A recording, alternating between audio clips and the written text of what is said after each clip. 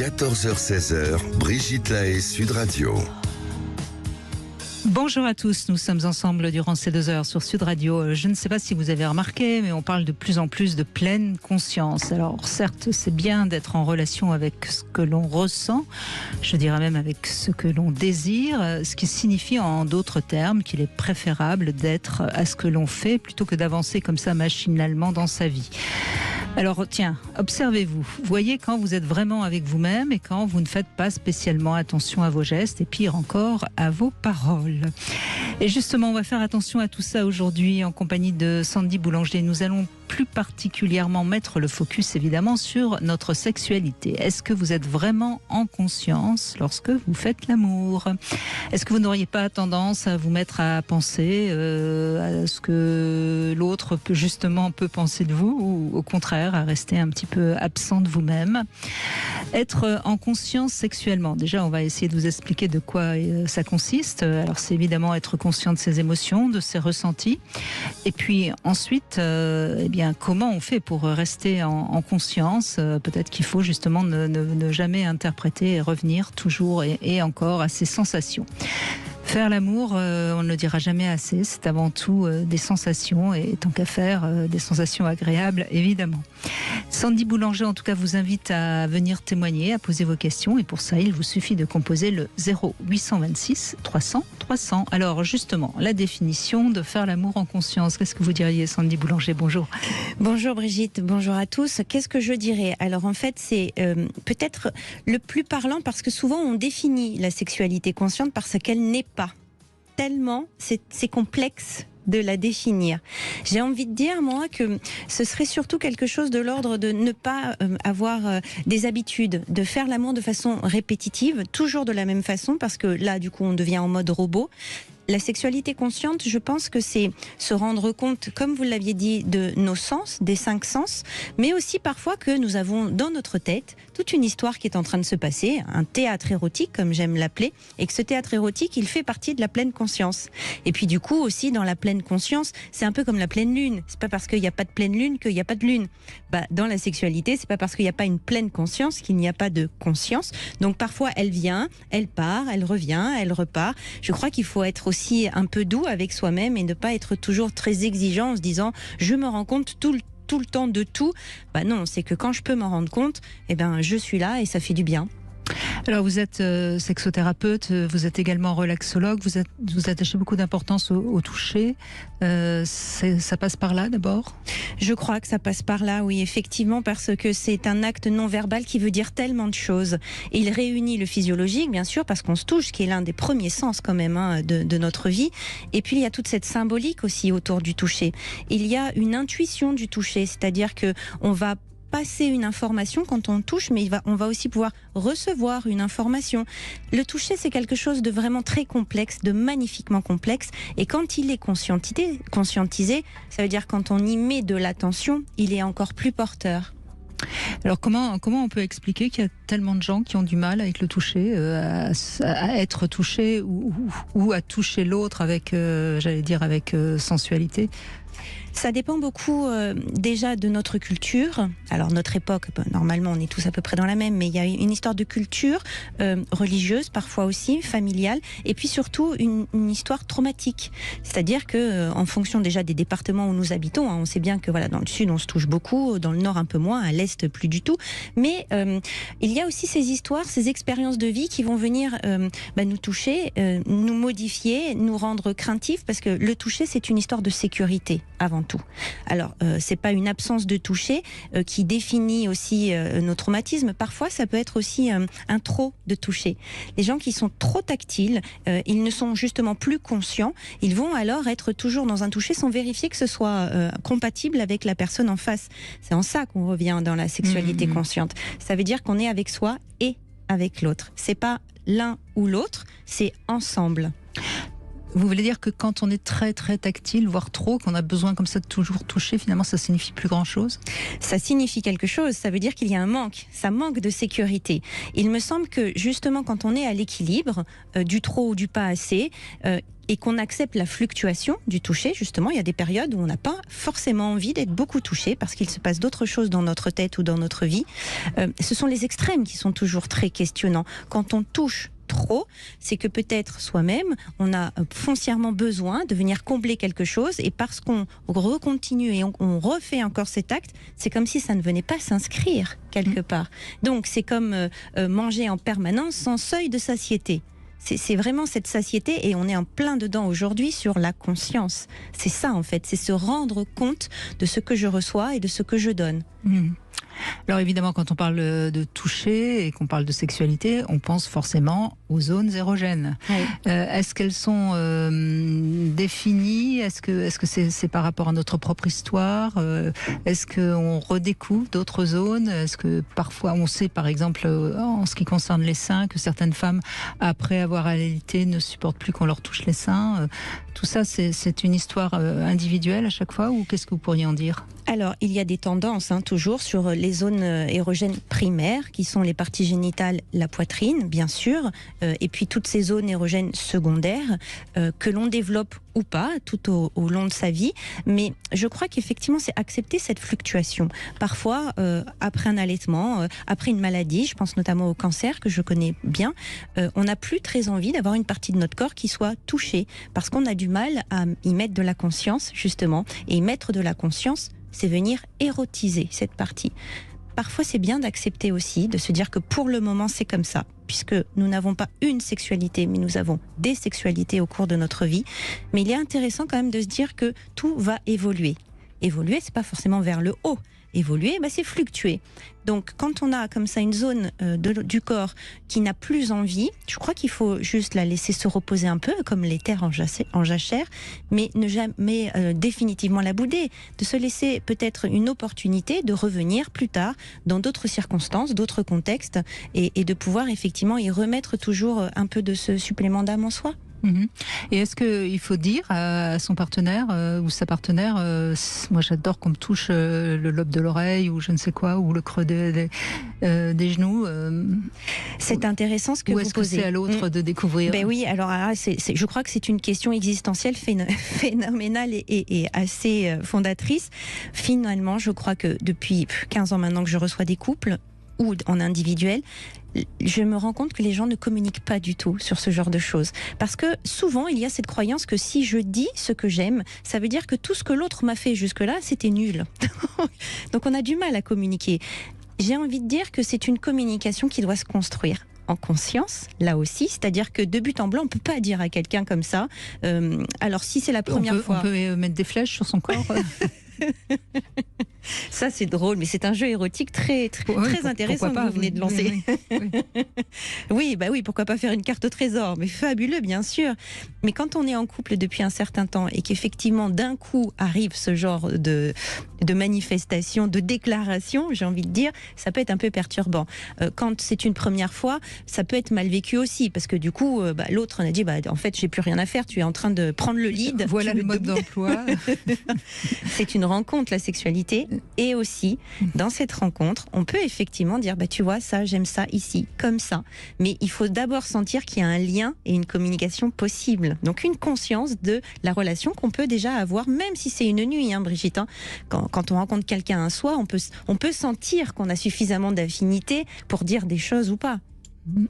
En tout cas, on peut aussi, par des gestes ou des gémissements, faire comprendre qu'on aime bien, qu'on nous caresse là, ou au contraire qu'on n'aime pas. Enfin, je veux dire, il y a ce langage qui n'est pas verbal, mais qui devrait fonctionner beaucoup plus encore dans la sexualité. Vous êtes d'accord, j'imagine, avec ça? Complètement, je suis d'accord avec ça, sachant que parfois, effectivement, ce langage non-verbal peut être difficile à décoder, justement, quand l'autre n'est pas trop en conscience avec ce qui se passe. Vous parliez tout à l'heure de quand on est en conscience, effectivement, on ne pense plus à ce que je fais bien ou pas bien. Je pense que majoritairement, les personnes qui ont des relations sexuelles vont être dans « est-ce que je fais bien ?» C'est une question fondamentale en sexothérapie. C'est une question idiote. Enfin, mais quand on pense ça, on n'est plus dedans. En fait. Oui, on est d'accord. Oui. C'est est-ce que je suis bien et est-ce que l'autre est bien, mais pas est-ce que je fais bien. Mais c'est comme méditer. À partir du moment où on s'est dit ça y est, je ne pense plus, c'est foutu. Mais c'est fluctuant. Eh oui, eh oui. Eh bien, on en parle avec vous et notamment avec Sylvain qui nous a rejoint et à qui on donne la parole dans un instant sur Sud Radio. Vous aussi, vous pouvez nous rejoindre au 0826 300 300. 14h-16h, Brigitte Lahaie, Sud Radio. Sandy Boulanger est avec nous et nous parlons du toucher, de la pleine conscience. Vous êtes sexothérapeute et c'est vrai qu'il y a des choses à dire, hein, il y a des choses à faire pour améliorer tout ça. Bonjour Sylvain. Oui, bonjour Brigitte et bonjour Madame Boulanger. Bonjour Sylvain. Alors, vous étiez en couple durant 25 ans et vous venez juste de vous séparer, c'est ça ? C'est ça, c'est ça. À cause... Ça arrive, hein. Oui, alors ça je peux confirmer Sylvain.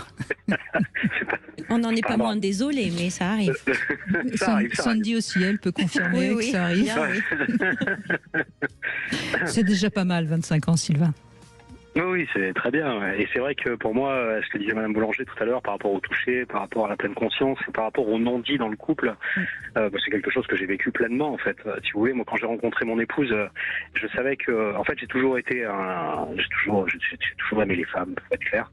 Et j'ai eu beaucoup de relations avant de rencontrer mon épouse. Et quand je l'ai rencontrée, je savais que ça serait une épouse formidable. Je savais que ça serait une mère tout aussi formidable. Au niveau sexualité, c'était pas ça. Mais je me suis dit, avec un fou dans mon genre, parfois, ça allait se corriger, ou au moins ça allait s'améliorer. Ouais. Grosse faute. Oui, mais enfin, vous n'êtes pas le seul à avoir cette croyance-là. Hein, c'est ça. Grosse faute technique, hein, je reconnais. Ça ne s'est jamais arrangé. Voilà, donc ça, avec surtout après avec le temps, on comprend en fait ce qui s'est passé chez elle, avec un problème de relationnel au père, avec un problème de rapport à son corps. Et en fait, c'est vrai que j'ai beau lutter, il y arrive un moment, si vous voulez, où on s'y retrouve plus. On peut mettre sa sexualité et son côté masculin un peu sous couvert. On peut parce qu'on fait des choses, parce qu'on avance quand même et on se dit il y aura toujours un mieux plus tard. Mais au final, c'est un peu se mentir. Et ce que je disais tout à l'heure à un de vos collaborateurs, c'est que au final, c'est moi maintenant avec le recul, je peux l'analyser comme ça. C'est comme un poison. En fait, c'est une goutte de poison que vous prenez un peu tous les jours et en fait qui vous tue pas tout de suite le couple, mais qui finit quand même par l'abréger au bout d'un moment. Et voilà. Et après, tout dépend. Encore une fois, on va pas faire une généralité, même si ce que vous dites évidemment est assez juste, hein, bien sûr, Sylvain. Mais tout va dépendre de comment chacun va évoluer. Et si vous continuez à être dans l'envie d'avoir beaucoup de sexualité, et d'une harmonie sexuelle positive, et qu'elle reste bloquée, bon, il est évident qu'à un moment donné, le fossé risque de s'agrandir. Hein. Parce que le truc après, c'est que la personne aussi, on a bien conscience qu'elle fait un effort, que machin, mais si vous voulez, ça vous renvoie pas à un truc hyper satisfaisant. Moi, j'ai jamais contraint personne, et encore moins mon épouse. Donc, quand elle était pas bien, ou après la naissance des enfants, c'est une naissance, hein. Donc ça abîme un peu. Donc, moi, j'ai laissé le temps, donc pour réparer. Mais après, il y avait quand même une petite gêne, machin. Donc, si vous voulez, le temps file vite, en fait. Le temps passe vite. C'est très juste ce que vous dites, Sylvain, avec ce temps, parce que vous voyez, dans le couple, quand on se rencontre. Vous aviez fait l'effort parce que vous aviez l'espoir que votre sexualité, vous alliez en créer une en commun, mais en fait surtout qu'elle allait vous rejoindre dans votre monde érotique. Bon, ça arrive. Par contre, ça n'arrive pas jamais par le Saint-Esprit, hein, même en sexualité consciente. Ou alors vraiment, faut mettre des cierges à l'église, hein, vraiment beaucoup. Mais en fait, vous aviez un projet de vie, Sylvain, et c'est ça, je pense aussi, qui est la tendance, c'est que au début, on peut ne pas avoir le même monde érotique, et si vous saviez comme c'est fréquent, c'est finalement même très rare d'avoir le même monde érotique avec quelqu'un quand on se rencontre. C'est très très rare. Mais on a une marge de manœuvre pour grandir ensemble. Et puis après, il y a cette famille qu'on a envie de construire. Souvent, il y a ces projets professionnels. Donc, on est dans une espèce de machine à laver qui fait qu'effectivement, l'érotisme, quand c'est pas ce qui nous réunit au début, c'est un peu complexe de le trouver tout au long de ce chemin. Et puis après, les enfants grandissent. Et là, on peut se dire, ok, on s'intéresse maintenant à ça. Et des fois, non, on se retrouve pas. Hein. plus on avance aussi dans le temps et plus la sexualité aussi évolue. C'est-à-dire que les envies que vous avez quand vous avez 20 ans sont plus celles que vous avez à 40. Et alors quand vous êtes déjà désaccordé dès le départ et que vous, votre fantasme, enfin votre esprit évolue aussi, vous imaginez bien qu'il arrive un moment en fait où on est complètement désaccordé et ça marche plus. Donc moi j'ai beaucoup écouté aussi les émissions de Brigitte pour essayer de trouver une alternative à ça. Donc en fait les conseils étaient surtout en fait, si vous voulez, moi si je dois retenir quelque chose sur les 15 ans peut-être que j'écoute Brigitte Lahaie, c'était que la sexualité de toute façon allait se transformer et que c'était pas si, alors, je vais mettre beaucoup de guillemets, mais c'était pas si grave que ça parce que, ça allait se transformer. Ce qu'il fallait, c'était maintenir une espèce d'harmonie et surtout beaucoup de tendresse. Et si vous voulez, c'est vrai que ça s'est transformé comme ça. Il y avait plus que de la tendresse en fait. Il y avait un vrai amour, de la tendresse, mais il y avait plus de sexe. Voilà, parce que le sexe renvoie aussi à une violence. Et moi personnellement, j'ai eu beaucoup de mal étant donné qu'elle avait des douleurs quand on avait des rapports. C'est extrêmement complexe en tous les cas pour moi, c'était extrêmement complexe de lui faire mal alors que concrètement je voulais lui faire du bien. Et ça vous renvoie à quelque chose qui est complètement anachronique. Si vous voulez, vous êtes là pour lui faire du bien et vous savez que vous lui faites mal, vous savez qu'elle fait un effort. Et au bout d'un moment, en fait, il reste la tendresse et finalement, on évite les contacts intimes. Voilà, mais il n'en demeure pas moins qu'il reste du toucher. Mais est-ce que c'est pour la raison de la sexualité que vous vous êtes séparés ? Ouais, pour tout un tas de trucs. Après, moi, j'ai monté ma boîte il y a quelques années, donc du coup, c'est vrai que la sexualité a été un peu latent. Et puis après, évidemment, quand vous êtes la tête dans le guidon, parce que le truc, c'est qu'après vous vous réfugiez dans d'autres choses. Et en tant qu'homme, en tant que personne, en tous les cas, moi, je vais parler en tant qu'homme. En tant qu'homme, mon côté masculin a besoin de s'exprimer, donc je l'exprimais pas de manière sexuelle, mais du coup je l'exprimais par rapport à mon job, donc que je fais un peu en mode bourrin, pour être clair. Donc non, mais il faut être assez honnête. Du coup, faut-il en conclure que votre sexualité est plutôt du mode bourrin? Ouais, je suis vraiment pas quelqu'un de tranquille. Je suis pas quelqu'un de tranquille. Non, mais après c'est vrai qu'après on prend des copines, on essaye de rester un peu ce qu'on est. Moi, j'en suis pas spécialement fier. C'est pas la question. C'est la question qu'à un moment donné, non, mais Sylvain, êtes au pied du mur, quoi. Vous êtes au pied du mur. Si, c'est la question. À un moment donné, est-ce qu'on respecte ses besoins élémentaires ou est-ce que on respecte le lien mais c'est à devenir fou, hein. Oui. C'est à devenir fou parce que. Oui, mais parce que c'est un choix. C'est un choix paradoxal. C'est-à-dire, quel que soit le choix que vous fassiez, de toute façon, psychiquement, ça ne vous fera pas aller bien. Donc, forcément que c'est insupportable. Du coup, vous avez le choix entre devenir dingue ou rompre un pacte. Et personnellement, plutôt que de devenir complètement taré et pour maintenir un équilibre de vie de famille, j'ai préféré rompre un pacte. Voilà. Et on n'en reste pas fier de ça, si vous voulez. Mais c'est encore une fois, moi, je suis admiratif des gens qui arrivent à tenir plus de 20 ans avec une sexualité épanouie. C'est pour moi, mais ça existe, hein, et je pense qu'on aura peut-être des témoins.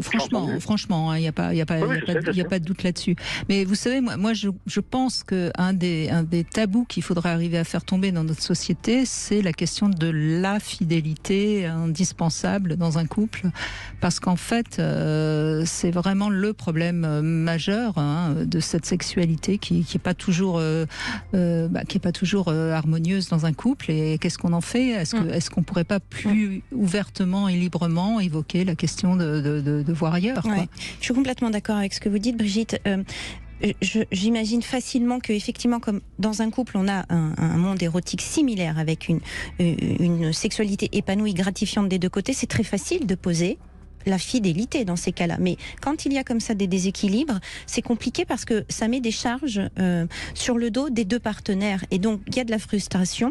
Et puis, effectivement, moi, ce qui m'interpelle aussi quand même, Sylvain, c'est au niveau des douleurs. Il y avait eu une consultation qui avait été faite pour votre ex-épouse ou parce que c'est effectivement curieux. En fait, elle avait une épisio qui s'était pas super bien passée. Oui, et puis après, non, mais il y avait beaucoup de psychique. En fait, faut être clair. Elle avait voulu prendre ça en soin. Elle a travaillé aussi là-dessus. Mais si vous voulez, dans la mesure où c'est des traumas d'enfants, c'est pas quelque chose où vous claquez des doigts et ça se résout. Donc elle a beaucoup bossé. Hein. Moi je peux pas. Et c'est pour ça aussi que j'ai gardé une patience d'ange parce que vous avez toujours l'espoir que ça fonctionne. Donc et bon après il faut se rendre aussi à l'évidence à un moment donné. Oui, mais et Sylvain, il faut se rendre aussi à l'évidence. Des fois, on n'a vraiment pas le même étage érotique et c'est pas mal. Hein. C'est pas mal. Oui, il n'y a pas un qui a raison et l'autre qui a tort. Non, il faut créer un milieu, en fait, où on se rejoint les deux. Mais ça veut dire que les deux font des efforts, finalement. D'un de réduire son étage érotique, l'autre d'essayer de l'élever, mais c'est très complexe. Hein. Et c'est là où il faut développer des activités sensuelles et érotiques autour. Ça peut être l'art, enfin, vous voyez, cette complicité sensuelle, qui passe bien sûr par le toucher, mais pas que, elle doit se nourrir dans des moments de qualité à l'extérieur. Mais je conclurai quand même, Sylvain, pour rester sur une note positive. Je pense que pendant 25 ans, vous aviez suffisamment de choses qui vous reliaient, et puis à un moment donné, il y a des choses qui se sont émoussées, et puis vous avez eu raison de vous séparer parce que chacun va retrouver, même si sur le moment, c'est toujours très douloureux parce qu'il faut tourner une page essentielle de sa vie. 25 ans, c'est pas rien. Hein. Je pense qu'il faut aussi rester positif. On est quand même dans une société aujourd'hui où on peut se quitter en bons termes. Puis vous allez expérimenter la sexualité consciente. Merci beaucoup Sylvain, merci beaucoup de ce témoignage. On continue bien sûr dans un instant avec vous sur Sud Radio. 14h-16h, Brigitte Lahaie, Sud Radio. Comment maintenir une bonne sexualité, une sexualité en pleine conscience dans son couple? C'est avec Sandy Boulanger qui a choisi ce sujet, sexothérapeute, que nous en parlons. Et Romain, vous ferez très plaisir à Sandy Boulanger parce que vous êtes également un homme et elle est ravie que les hommes témoignent aussi. Oui, je suis contente, vraiment. Merci Romain, bienvenue. Bonjour mesdames. Bonjour monsieur. 15 ans en couple, depuis 15 ans, c'est ça? Eh oui, on tient le coup. C'est bien, c'est bien. Mais ça va bien, hein, je crois. Ouais, ça va bien, mais on y travaille. Hein. Oui, mais ça c'est fabuleux. Mais racontez-nous, oui, comment vous y travaillez? Parce que c'est ça le propre de la conscience, du coup. On y travaille parce que déjà on est très très différents à la base. Donc il a fallu s'ajuster, on va dire. D'un côté comme de l'autre. Et après, j'ai bien aimé votre notion d'équilibre. Parce que quand on perd l'équilibre, on tombe. Donc, ça nous est arrivé de tomber. Mais ce qui est important, c'est qu'il y a toujours des issues, des solutions pour pouvoir se remettre debout et continuer à avancer mutuellement. Oui. Non, c'est super ce que vous dites parce que c'est ça, c'est de l'attention. Parfois on tombe, puis c'est accepter que ça se passe pas comme on voudrait. Et puis on repart, peut-être pas au même endroit d'où on était tombé, mais voilà, on continue de cheminer. Ça, c'est de la conscience aussi, hein. C'est un engagement permanent. J'irais même au-delà, c'est-à-dire dans le sens où ça parle toujours de nous, en fait, ce que je veux dire, et quand il y a l'autre qui arrive en plus, on a toujours, par facilité, par habitude, de mettre la faute sur l'autre et de se dédouaner, alors que c'est pas une solution. Et c'est là, au final, ce qui est difficile déjà, c'est de grandir, donc faire un travail sur soi-même, et aussi grandir avec l'autre. Et moi, la principale difficulté que j'ai connue pendant toutes ces années-là, c'est qu'on n'évolue pas de la même manière. Et donc, forcément, ça crée parfois un déséquilibre, mais justement, il faut toujours s'ajuster et être à l'écoute de l'autre et essayer d'avancer ensemble. Bien sûr, mais vous avez quel âge aujourd'hui, Romain ? Moi, j'ai 42 ans. 42 ans, donc vous l'avez connu assez jeune, hein, si on retire 15 ans, on voit bien que vous l'avez connu assez jeune. Donc forcément, c'est des âges, entre le moment où vous la rencontrez et 42 ans, il y a beaucoup d'évolution. On passe finalement de l'adolescence à l'adulte. Hein, donc et puis je suppose qu'elle avait à peu près votre âge. Donc, elle a 2 ans de moins que moi. Oui, donc on voit bien que vous avez grandi ensemble. Et ça, c'est quand même assez chouette, même si vous avez beaucoup de différences. C'est quoi vos différences? C'est sur le plan sexuel, sur le plan... Ouais, déjà, ouais, au niveau sexuel, on n'avait pas vraiment les mêmes besoins. Elle, je m'en souviens, elle sortait d'une rupture, elle était restée 2 ans sans histoire sérieuse et sans forcément coucher. Donc elle est restée vraiment 2 ans sans activité sexuelle. Moi, je suis plutôt dynamique dans ce domaine-là, et c'est vrai qu'au début, c'était super compliqué. Vous voyez, tout à l'heure, je parlais de créer un monde érotique commun, qui est peut-être pas forcément le vôtre ou le sien, mais au milieu, et vous illustrez complètement ça, en fait. Hein. Parce que moi, je peux en parler, Brigitte, on peut en parler longuement, mais quand on peut témoigner de ça, c'est précieux, je trouve, parce que vous avez réussi à créer votre propre univers commun avec votre femme. Ouais. Et ça s'arrêtera pas. Hein. Mais contrairement au témoignage qu'on a eu de Sylvain, il me semble, Romain, qu'elle a évolué. En fait, elle a fait un pas en avant et vous avez fait un pas en arrière, si je puis dire. Au niveau de la sexualité, vous voulez dire ? Oui. Oui, après, bon, on a aussi 2 enfants. Hein. Donc, on a eu 2 enfants. Là, on a un garçon qui a 11 ans et une petite fille de 6 ans. Donc, ça aussi, ça prend beaucoup d'énergie, hein, beaucoup de temps. Et ça aussi, il a fallu aussi et ça peut perturber la sexualité, ça peut la faire évoluer. La sexualité, moi je le dis souvent, et les hommes s'en rendent peut-être moins compte, la sexualité, elle varie après avoir eu des enfants, hein, souvent. Ben, ça demande de l'énergie. Donc, on en donne beaucoup aux enfants et ils nous en laissent très peu. Donc, après, à un moment donné, avec ce qui nous reste, il faut comment dire, je trouve pas le mot. Ça demande un effort. Ça demande vraiment un effort et pas que d'initiative parce que après ça devient mécanique, machinal. Non, il faut aller au-delà de ça. Et c'est vrai que vous parlez de tendresse. Nous, on communique beaucoup aussi, ça c'est vachement important. Et après, on en parle. Hein. Donc après, il y a des hauts et des bas, ça c'est sûr. Et je trouve que au bout de 15 ans, il y a eu beaucoup de difficultés. Mais ces difficultés-là nous ont permis de les dépasser. Et le résultat, c'est que ça nous fait grandir.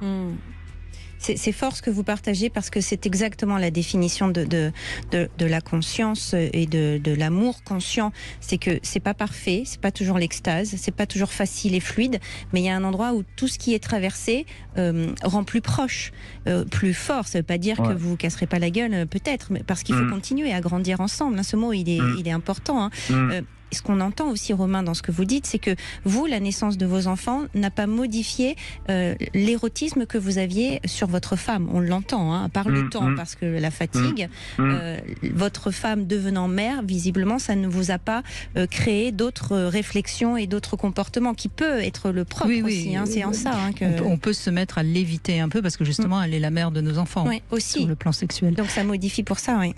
Mais je crois quand même, ce qui me paraît évident pour vous et certainement pour elle aussi d'ailleurs, Romain, c'est qu'au fond, à travers elle, vous vous découvrez et vous devenez la personne que vous avez envie de devenir et ça c'est intéressant parce que quand il se passe ça dans un couple, que l'autre nous aide justement à nous découvrir, en général ça fait des couples très solides, même si ça crée beaucoup de difficultés parce que parfois l'autre nous montre quelque chose de nous qu'on n'avait pas vraiment envie de voir. Oui, c'est vrai. C'est vrai, vous avez raison, Brigitte. Et en même temps, je voulais vous remercier, Brigitte, parce que vous contribuez aussi. Je suis vraiment sincère avec vous, je vous écoute depuis un certain moment. Et je trouve que vous, la qualité de vos invités aussi, ça permet de se remettre en question et ça permet aussi d'acquérir de nouveaux outils qui vont vraiment permettre de grandir. Et franchement, je trouve que vous avez beaucoup contribué à notre croissance. J'en suis ravie, mais je crois que vous êtes responsables aussi, vous les auditeurs, parce qu'au fond, c'est vous qui témoignez et entendre qu'on n'est pas seul à rencontrer des difficultés, qu'on n'est pas seul à être obligé de travailler, ça motive quand même. C'est vrai. Oui, parce que de toute façon, l'amour, comme je le dis souvent, c'est quelque chose de formidable, mais alors ça suffit pas. Hein. Oui, et il y a rien qui est acquis. Hein. C'est jamais fini en fait. Hein. Donc, donc il faut continuer à avancer. Et maintenant, moi, même les épreuves et les difficultés ne nous font pas peur, parce qu'au final, c'est une opportunité de pouvoir encore plus grandir finalement. Absolument, bravo. J'adhère totalement à ça. Oui. Puis vous pouvez dire ça parce que justement vous avez cette curiosité, cette envie de venir bousculer vos croyances et puis de visiter vos parts d'ombre. Ça aussi c'est pas anodin quand même, c'est vachement chouette, Romain, bravo. Hein. Merci. Et en plus vous savez recevoir les compliments, c'est fabuleux. Merci. Écoutez, on vous embrasse, Romain, merci d'avoir témoigné en tout cas. Et c'est Charles qui nous rejoint pour 3 questions intimes et vous pourrez ensuite en poser une à Sandy Boulanger. Bonjour Charles. Bonjour Brigitte, bonjour Sandy. Bonjour On a Charles. que des hommes Ouais, aujourd'hui. c'est fabuleux. C'est bien. Hein. Ben oui, parce qu'on était sur une espèce de croyance qu'il n'y avait que les femmes qui étaient à fond dans la sexualité consciente. Mais Non, merci. mais pourquoi Moi, j'ai toujours su que les hommes avaient aussi des émotions et des ressentis, pas moins que les femmes. Voilà. Alors Charles, on va vous poser. Ouais. Je vais donc vous poser 3 questions. Première question, en cas d'infidélité, vous pardonnez ou vous quittez? Ça, dur comme question. Bon, je vais faire pour le dernier cas, je pardonne. Vous pardonnez difficilement, mais vous pardonnez. Très difficilement, hein. C'est pas encore acquis. Hein. Ouais. Bon, remarquez, c'est pas ce qu'on désire non plus. Que ça, on désire pas que ça arrive l'infidélité pour prouver qu'on est capable de pardonner. C'est clair. C'est clair. C'est sûr. Bon, j'irai pas plus loin dans des questions indiscrètes. Deuxième question. Est-ce que vous avez déjà utilisé un jouet intime dans votre couple? Oh, c'était il y a très longtemps. C'était un anneau vibrant. Ah oui, il y a longtemps. Et c'est tout? Ouais. Oui. C'est tout. Ouais. D'accord. Bon, merci de cette deuxième réponse. Et troisième question. Est-ce que vous avez déjà été tenté par le fait de faire l'amour dans un lieu public? Oh, c'est déjà fait. Ah bah oui, bah voyons. Que je suis bête. Je suis même fait attraper par les flics, pour C'est pas tout vous vrai. dire. Racontez-nous. C'était où? Bah écoutez, on c'était dans un... Comment dire c'était un terrain de basket. À côté, il y avait un terrain de basket et c'était sur une table de ping-pong. Vous savez, les tables de ping-pong qui sont faites pour jouer en plein air. Ouais. Et donc, je prenais ma copine du moment sur cette table. Ouais. Et d'un coup, les flics sont arrivés derrière moi et je les ai pas vu arriver forcément. Vous étiez occupé. Mais il était moi, j'étais gêné, mais le truc. Il était quelle heure Oh, il était au moins 23h. Ah oui, quand même. Oui, d'accord. Oui. Ah ouais. Et les flics, eux, ils ont eu peur pour la nana. Non, ils rigolaient pas. Et ils ont demandé à la nana si tout allait bien. Ah oui, ils avaient peur que vous soyez en train de violer.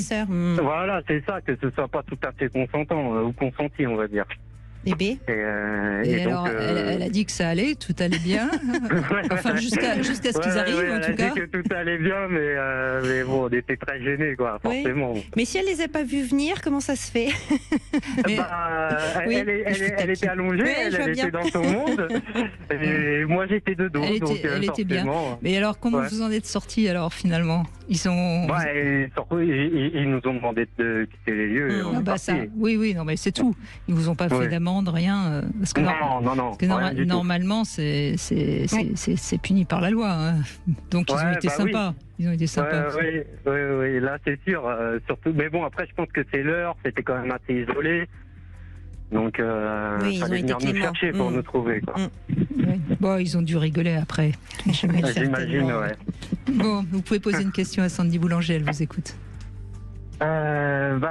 Justement, moi, par rapport au fait que, après, je sais pas si Sandy pourra me répondre, mais justement, par rapport au fait de pardonner et tout, j'avoue que j'ai beaucoup de mal à oublier et à passer à autre chose.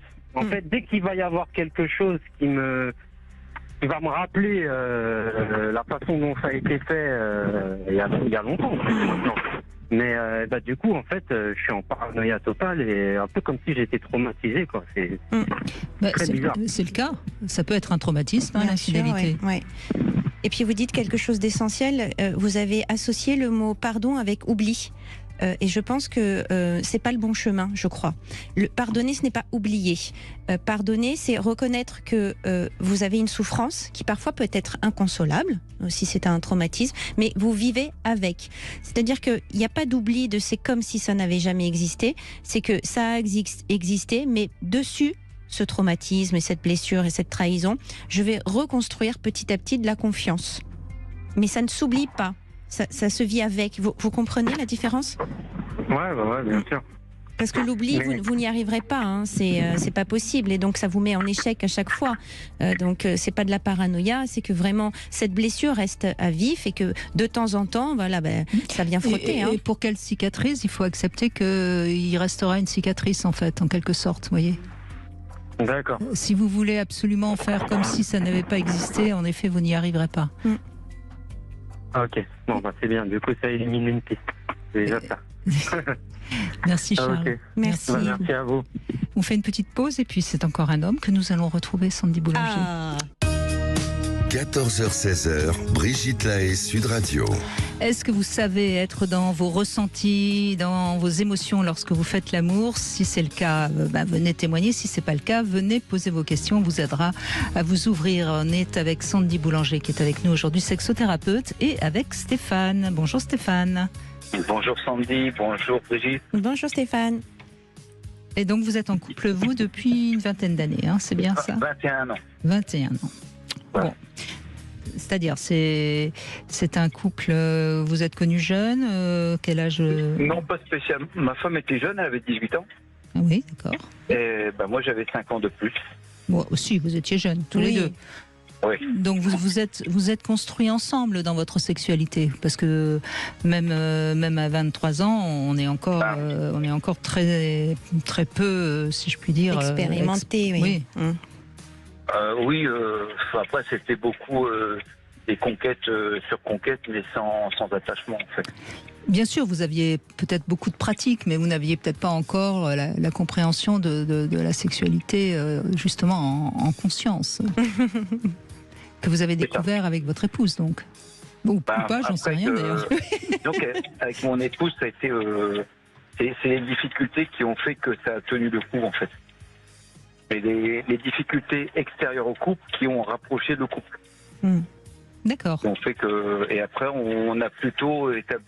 Je dirais que nous, on est dans une routine qui nous convient très bien, en fait. On n'a pas de... On n'est pas partisan du fait qu'on va se prendre la tête sur qu'est-ce qui va pas en ce moment, qu'est-ce qui ferait pour que ça soit mieux après. Nous, on a Alors, un petit peu... peut-être qu'on pourrait plutôt dire, vous aimez bien vos habitudes, que routine, c'est un côté négatif. On est dans une suffisance tous les deux et ça nous convient très très bien. Oui, parce que vous avez la même éthique et vous vous êtes trouvés là-dessus, et ça c'est déjà un bon point. Hein. Après, je sais que pour après avoir parlé un petit peu avec Jordan au standard, en posant les questions pour savoir un peu pour pouvoir vraiment poser les bases du débat, du dialogue. Nous, on a un peu parlé justement, savoir tout ce qui est, comment on appelle ça, érotisme, toutes ces choses-là. C'est des choses qu'en fait on n'arrive pas du tout à intégrer, ni un ni l'autre. Hein. Je veux dire, moi l'érotisme c'est pas ça qui va vraiment me faire, qui va me plaire chez ma femme. Et ma femme, la seule fois où elle a essayé de le faire, parce que peut-être sur conseil d'une amie ou n'importe, elle s'est sentie mal à l'aise. Et puis moi ça m'a pas paru être quelque chose de fondamental en fait. Mais c'est intéressant ce que vous dites, parce que ça montre aussi qu'on on a le droit d'avoir une sexualité qui est très classique et rester dans cette zone-là, parce que c'est une zone de confort pour nous, et que tout ce qui serait un petit peu fantaisie sexuelle, ça peut nous mettre mal à l'aise, parce que soit parce que notre pudeur est là. C'est pas histoire là dans ce cas-ci, hein, c'est pas de la pudeur. Et comme j'ai dit justement encore avec tout à l'heure, c'est que en fait, si vous voulez, moi j'ai connu ma femme à 18 ans. Bon, c'était une femme très mince. D'ailleurs, même tout le monde disait d'elle qu'elle était trop mince. Moi, je la trouvais magnifique. 55 kilos. Hein. Et puis, les années ont fait que son corps a évolué. Et elle se sent très très mal à l'aise dans son corps. Et même si moi je lui dis, écoute, je t'ai connu à 18 ans, t'étais comme ça, aujourd'hui t'es magnifique autrement, elle l'entend pas. Et pour elle, je pense que moi je vois pas d'intérêt à mettre de la fantaisie, et elle s'interdit la fantaisie parce qu'elle pense que c'est pas pour elle. Parce que son corps a évolué et qu'elle se sent mal dedans. Oui, mais si elle se sent mal dans son corps et qu'elle ne vous entend pas, c'est parce que c'est le symptôme du poids qu'elle a pris. Il traduit autre chose de plus profond. Après, à part ça, elle a aussi un fort sentiment d'abandon qui reste présent. Donc, elle, tout ce qu'on peut faire pour elle, même la plus petite chose, c'est énorme. Mais par contre, elle se sent obligée de donner 2, 3, 4 fois plus en retour. Oui, c'est intéressant ce que vous nous partagez petit à petit et merci de votre confiance. Il y a un endroit où cette sexualité qui reste la même, c'est quelque chose de sécurisant. Voilà, c'est ça. Pour votre épouse avant tout, et puis du coup pour vous aussi, parce qu'il n'y a rien à remettre en question. Et donc vous avez peut-être de façon tacite, sans forcément vous le dire, quoique quand vous en avez parlé, c'est chouette aussi de pouvoir en parler. Il y a un endroit où cette sexualité qui n'évolue pas, qui ne change pas, c'est votre refuge en fait. Un refuge où effectivement il y a quand même des blessures derrière, qui peut-être ne seront jamais abordées, peut-être, mais en tout cas, c'est ce qui continue de vous lier, d'avoir cette solidarité entre vous et ce lien. Ça, c'est toujours sûr, quels que soient les changements qu'il y a eu, en fait, de façon psychologique entre vous. Oui, alors ne changez rien, Stéphane, parce qu'on voit bien que le lien qui vous unit, il est fort, il est puissant, et quelque part, oui, il répare de manière très inconsciente quelque chose d'autre. Après, j'arrive moi à être à son écoute sans forcément parler, parce que comme je suis un taiseux, donc comme je disais tout à l'heure, j'ai dit moi je coche toutes les cases pour qu'on me fuit, moi. Je suis la personne qui ne dit pas quand ça va pas, qui va s'énerver très rapidement et puis que ça va retomber aussitôt, et puis qui n'essaye pas d'évoluer les choses qui sont mises en place. Donc je suis vraiment la personne, mais j'ai bien une femme qui va se prendre la tête, elle va fuir le plus loin possible. Non, mais on a bien compris que vous étiez tous les deux des handicapés de la communication, mais quelque part vous communiquez de par vos blessures. C'est-à-dire que vous vous sentez rassuré parce que vous savez à quel point elle a besoin de vous et qu'elle n'a pas envie de vous perdre tellement elle a peur d'être abandonnée. Mais elle sait aussi, parce que vous lui dites que vous la trouvez belle, vous avez certainement, peut-être pas par les mots, mais en tout cas par les gestes et les attentions, vous avez certainement beaucoup de preuves d'amour. Oui, c'est ça, mais c'est des choses au quotidien, des petites choses, c'est pas des petites choses et c'est pas anodin. Non, c'est Stéphane. pas rien. C'est beaucoup. Il y a les 5 langages de l'amour et les petites choses du quotidien, quand elles sont là et qu'elles se répètent sans arrêt, c'est très très rassurant pour une femme comme la vôtre. Oui. C'est ça. Mais elle attend pas quelqu'un d'extravagant parce que c'est des gens qu'elle fuit. Mais elle pourrait pas. Elle se sentirait complètement dépassée. C'est ça. Oui. Non, c'est un équilibre super que vous avez tous les deux, parce que vous non plus, vous n'aimeriez pas être avec quelqu'un qui soit toujours sur votre dos en train de tout changer, tout remettre en question. Qu'est-ce que tu penses, Stéphane? Dis-moi ce que tu penses. Et si on faisait ça et on va là, Moi déjà, mon avis, je le donne jamais. Ma femme, pendant un moment, souhaitait avoir des surprises au tout début. Bon, et elle s'est très vite rendue compte que la surprise c'était pas bon parce que je partais complètement à côté de ce qu'elle attendait. Donc maintenant, c'est facile, c'est quand arrive le moment d'un cadeau ou quelque chose, elle m'appelle, elle m'envoie la photo, elle m'a dit tu m'as offert ça, qu'est-ce que t'en penses? Oui, J'ai dit alors j'ai très bon goût. Oui, c'est super. Puis vous avez de l'humour. Enfin, moi, je trouve effectivement que vous avez un bel équilibre et que vous ayez une sexualité qui ne bouge pas. C'est au contraire votre socle. Et puis, voilà, vous dites que vous êtes un taiseux. Souvent, qu'est-ce qu'on entend derrière? Que vous êtes quelqu'un qui vivait dans votre tête et que vous n'êtes pas franchement dans votre corps. Donc, la sexualité, c'est pas un truc non plus qui est indispensable pour vous. Celle que vous avez vous convient à tous les deux. On a de la sexualité, hein. Mais c'est pareil. C'est une sexualité. Si elle n'arrive pas, ma femme, elle est frustrée. C'est-à-dire, moi, je pars toute la semaine en déplacement.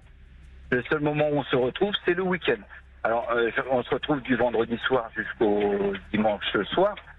Et dans cet laps de temps, on aura au minimum une relation sexuelle, voire 2, voire peut-être même 3. Mais s'il n'y en a pas une, on peut être sûr que dans la semaine, j'ai des messages, qu'est-ce qui se passe? Est-ce que ça va pas? Tu me le dirais si tu as rencontré quelqu'un. Il y a tous ces trucs-là qui peuvent être en place. Donc tous les week-ends, après c'est du naturel. Mais c'est aussi une façon de se dire l'amour, qu'on s'aime, de faire l'amour. Et en tout cas dans votre couple, ça me paraît évident. Merci beaucoup de ce témoignage, Stéphane. C'est important le témoignage de Stéphane parce qu'on voit bien que c'est pas forcément toujours faire autrement, plus, etc. C'est une sexualité qui est classique et qui fonctionne bien, et on sent que c'est un couple qui est équilibré. Il n'y a pas d'injonction non plus. Je crois que c'est effectivement toujours du cas par cas. Moi, ce que j'aime surtout, et dans ce genre d'émission, c'est avoir le choix. Exactement, on ouvre tous les possibles. Alors, vous pourrez, après les infos, continuer à réagir si vous le désirez au 0826 300 300. Je rappelle que les femmes sont également les bienvenues, attention. Et puis, je vous propose une petite devinette. Pourquoi ne faut-il pas se sentir obligé de prouver qu'on a raison? Vous pouvez me réfléchir un peu, puis vous me donnerez la réponse après les infos. 14h-16h, Brigitte Lahaie, Sud Radio. C'est toujours en compagnie de Sandy Boulanger que nous allons continuer cette deuxième heure.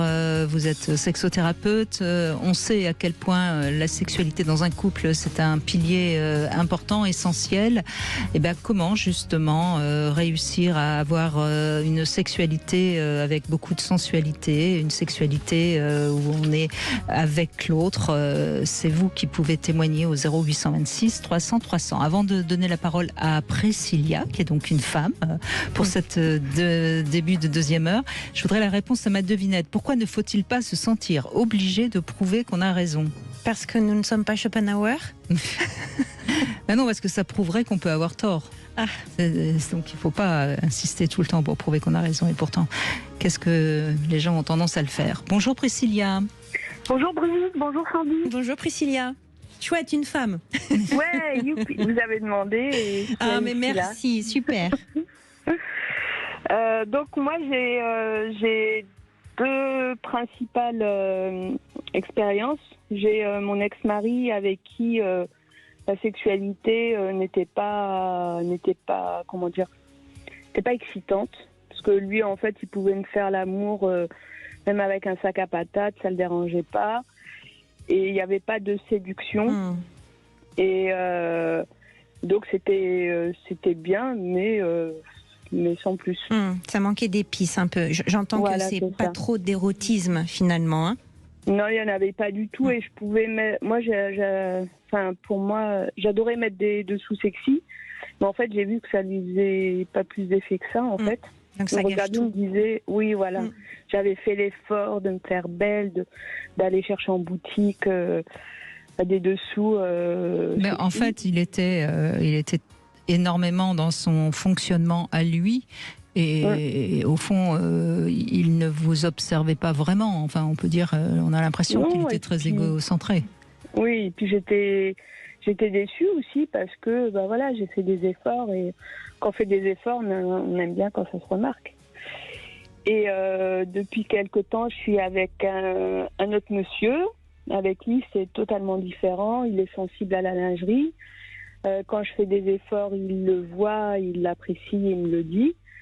Et donc, moi, ce que je fais, c'est que de temps en temps, pas tout le temps, je vais mettre des porte-jartelles pour lui faire plaisir. Et alors, pour vous faire plaisir aussi, parce que je crois que c'est quelque chose d'important pour vous. Et ça, c'est intéressant ce que vous dites, parce qu'au fond, on a dans notre sexualité aussi des choses qu'on aime faire. Et on a envie que l'autre le remarque, évidemment. Et on a envie que ça plaise à l'autre. Et c'est comme ça qu'on se retrouve, évidemment. Oui, bien sûr, il y a les deux. Moi, je me fais plaisir en imaginant ce que je vais lui porter, ce que je vais porter avant, quand il est là, et ça me fait plaisir. Et vous voyez, ce qu'on peut dire, c'est que vous, la lingerie, c'est un support érotique pour vous. Oui. Et donc, votre ancien partenaire qui s'en foutait et qui n'observait rien, il vous coupait votre support érotique. Donc, c'était un peu ennuyeux. Oui, c'est vrai. Et du coup, vous n'aviez pas le même monde érotique, parce que vous, ce qu'on entend aussi, c'est qu'il y a ce sens de la vue qui est très développé chez vous, et puis certainement du toucher aussi, dans ce tactile, avec la lingerie, voilà, en fonction de ce que vous avez. Mais vous voyez, tout le monde n'est pas très développé sur les 5 sens, hein, et c'est pour ça que ce match de couple, de cette alchimie de deux personnes faisant l'amour, c'est complexe, parce que au niveau des 5 sens, on n'est pas tous développés au même endroit, sur les mêmes choses, mais ça se développe. Mais effectivement, il faut des efforts dans ces cas-là. Et aujourd'hui, vous trouvez ça. Vous avez tous les deux ce sens de la vue, du toucher qui est développé. Oui, c'est ça. Les deux, ces deux sens-là, en fait. Ok. Parce qu'on a besoin de se toucher tout le temps, d'être tout le temps. En fait, même en voiture, il met sa main sur ma cuisse. Et moi, j'en fais autant. En fait, on a toujours besoin de ce contact physique. Il peut y avoir l'odorat aussi, hein, d'être très excité, très proche, des odeurs, de manière olfactive. Oui. Oui, et puis quand je suis dans ses bras et que je sens son odeur, je plane. C'est génial. Et quand on fait l'amour, on a l'impression de totalement fusionner et on s'est vraiment bien trouvé. Que toutes alors, les choses. vos choix de lingerie, c'est par rapport à vous-même, c'est vous essayez de le surprendre, parce que j'ai l'impression que c'est quelque chose qui fonctionne bien chez vous. Un peu des deux, je connais un peu ses goûts, mais et puis aussi on a à peu près les mêmes goûts. Moi, ce qui me gêne dans les porte-jartelles, c'est qu'elles s'enlèvent tout le temps. Et ça, c'est casse-pied, surtout quand on sort au restaurant et qu'à chaque fois, je suis obligée de... Bah oui. Vous voulez dire les bas qui sautent, les attaches? Oui, ouais. c'est ça. Je ne sais pas si c'est normal ou pas. Bah non, c'est pas normal. Peut-être qu'il faut pas hésiter à acheter peut-être une qualité supérieure, parce que c'est quand même. Il y a maintenant des porte-jartelles un peu bas de gamme qui ont des attaches un peu en plastique. Enfin, je sais pas exactement quelle matière. Investir alors. Oui, là, je pense que si vous êtes très porte-jartel, ça vaut le coup de vous faire offrir 2-3 beaux porte-jartels plus. Parce que les attaches, normalement, c'est un peu complexe à mettre en plus, parce que justement, ça tient bien. Oui. D'accord. Oui. Franchement, non, franchement, aujourd'hui, il y a des porte-jartelles qui sont vraiment très très bien.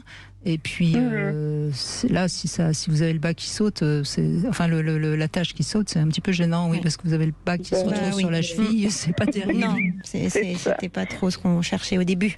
Oui, c'est ça. Mais vraiment, on s'est bien trouvé. Et super.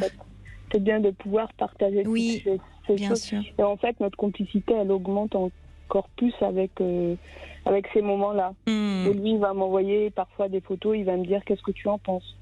Oui, mais c'est bien votre témoignage aussi de pouvoir dire qu'avec le temps, ça évolue, ça grandit. C'est ce que disait tout à l'heure aussi notre auditeur, c'est qu'il y a un endroit où on est tous les deux investis. Et ça, c'est quand même l'idéal. Parce que souvent, dans le couple, il y en a un qui est plus investi que l'autre là-dedans. Donc, c'est un peu le leader. Ça peut être un peu fatigant avec le temps. Mais là, tous les deux, vous êtes investis. Donc, c'est fabuleux.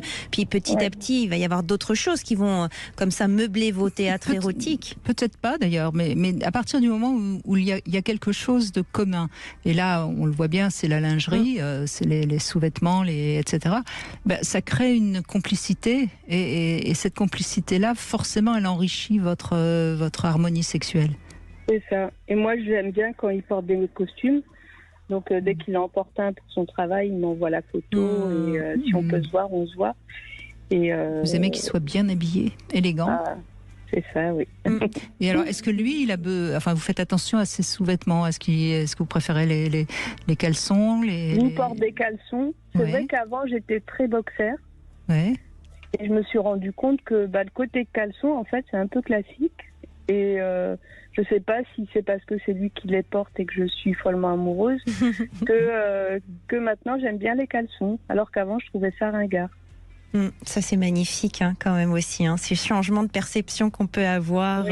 Mais c'est très érotique aussi, le regard que l'on porte sur l'autre. C'est ça qui est fabuleux. Parce que sur un autre et avant, le caleçon c'était limite beauf. Mais là, vous trouvez ça fabuleux. C'est en ça que c'est fabuleux l'érotisme. C'est cette douceur et la paire de lunettes que l'on pose sur l'autre parce qu'on est en sécurité, en confiance. Et vous lui avez déjà offert un caleçon? Non, jamais. Alors, qu'est-ce que vous attendez, Priscilla? Qu'est-ce que ça veut dire? J'ai offert un maillot de bain. Mais très bonne idée, merci. Mais non, mais ça me paraît évident. Il va être. Et oui. Et puis vous l'obligez à le garder pendant tout le début des préliminaires. Voilà, oui, je veux dire, ça m'excite trop. Avec ça va le frustrer parce qu'il ne pourra pas l'enlever. Exactement. Jouez le plus possible sur ce qui vous relie, justement, bien sûr. Oui, je veux dire, tu m'offres tout le temps des sous-vêtements à mon tour. Oui, oui. Oui, mais on peut vous faire confiance, je pense, Priscilla. Oui, je le vois déjà, celui que je veux lui offrir. Voilà. Et rassurez-vous, je ne vous demanderai pas de lui offrir un porte-jartel. Oh non, là, c'est un autre jeu. Voilà, on se changerait de registre là. Exactement. Oui, c'est ça, et ça m'exciterait pas. Bien sûr que non, c'était une boutade. Oui, j'ai bien compris. Évidemment que ça ne vous exciterait pas. Même si je sais bien qu'il y a des hommes qui portent des porte-jartels, et pourquoi pas. Et ça peut exciter. Vraiment, pourquoi pas. Mais c'est pas moi ce qui m'exciterait. Évidemment, j'avais bien compris. Oui. J'aime l'homme viril. Absolument. Merci Priscilla en tout cas de ce témoignage. Merci à vous deux. Merci. On va se quitter un petit court instant et on revient tout de suite au 0826 300 300 sur Sud Radio. 14h-16h, Brigitte Lahaie, Sud Radio. Toujours en compagnie de Sandy Boulanger, nous parlons de la sexualité en pleine conscience et nous retrouvons Jason. Bonjour Jason. Bonjour Brigitte, bonjour Sandy. Bonjour Ça Jason. va Mmh. Eh bien, oui, alors moi c'est un sujet qui m'a plutôt interpellé. Ce que je pense que c'est quelque chose qui est super important et à laquelle on ne donne pas assez d'importance. Je me répète un petit peu, désolé. En fait, je pense que la sexualité, je dirais, qu'on va avoir en ayant conscience de tout son corps, peut donner beaucoup plus de plaisir que la sexualité pure. Grosso modo, plus on va être à l'écoute de son corps, et je parle ou du corps des partenaires, et là je parle pas juste de la voix ou des cris qu'on peut pousser, c'est vraiment ce que le corps va nous renvoyer. Je dirais, je vais parler d'ondes, si je peux dire ça comme ça, c'est tout le langage non verbal voilà, que le corps va nous renvoyer. Je pense que ça peut nous amener beaucoup plus loin qu'une sexualité pure, je dirais, qui peut plus en cuire, on y va, on tire un coup, très cru, mais je pense qu'on peut avoir beaucoup plus de plaisir, beaucoup plus d'intensité dans l'orgasme en ayant conscience de son corps. Je vais vous donner juste un petit exemple pour appuyer ça. C'est quelque chose que j'ai vécu en février dernier. Alors ma compagne n'est pas du tout dans ce truc-là. Elle est, je dirais, un peu plus, sexe animal, si je peux dire ça comme ça. Juste en fait en m'embrassant. En fait, on avait une petite période de dispute, c'était un peu compliqué. C'était court, mais voilà, un petit peu tendu. Et en fait, juste en m'embrassant, mais vraiment en y mettant toutes ses tripes, je dirais, j'ai eu un orgasme. Voilà, juste avec un simple baiser. Voilà. Oui. Et donc, en fait, ce que je voulais pouvoir dire, c'est qu'en fait, on n'est pas obligé d'aller jusqu'au rapport sexuel pour vivre ce genre de choses. Bien sûr. Alors là, vous parlez d'un niveau de conscience assez élevé, qui se rapproche du tantrisme, du Tao, d'avoir un orgasme sans éjaculation, d'ailleurs, donc pas non plus forcément d'érection, où c'est pas la question. Mais c'est vrai que dans cette conscience, ce que j'ai entendu qui est aussi très révélateur, c'est que on a les sensations de notre corps, de nos 5 sens et celui de l'autre. C'est ça, c'était vraiment une communion en fait. C'est exactement ça. C'est une symbiose qui se passe entre les deux corps et pas juste physique. Mais vous savez, Jason, le ressenti corporel, que ce soit par rapport à la douleur ou par rapport à la jouissance, il est très dépendant de la capacité de conscience qu'on y met. C'est par exemple, je vais prendre l'exemple de la douleur qui est quelque chose que vous connaissez bien aussi, Sandy Boulanger, puisque vous travaillez dans des services de soins palliatifs. Quand on a une douleur, plus on va être axé dessus, mais de manière très très tendue, avec presque, comment dirais-je, une envie de contrôler, plus la douleur va nous paraître intense.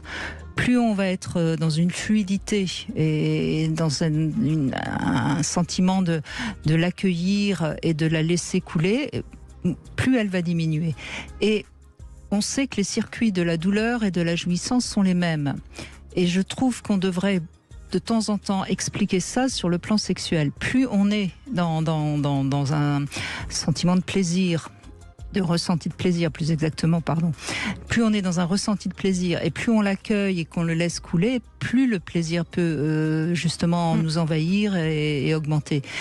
Si on est en train de l'analyser, de le remarquer, et à ce moment-là, on s'éloigne du ressenti, on passe dans la tête, si je puis dire, et forcément, il va pas pouvoir prendre toute sa place dans notre corps.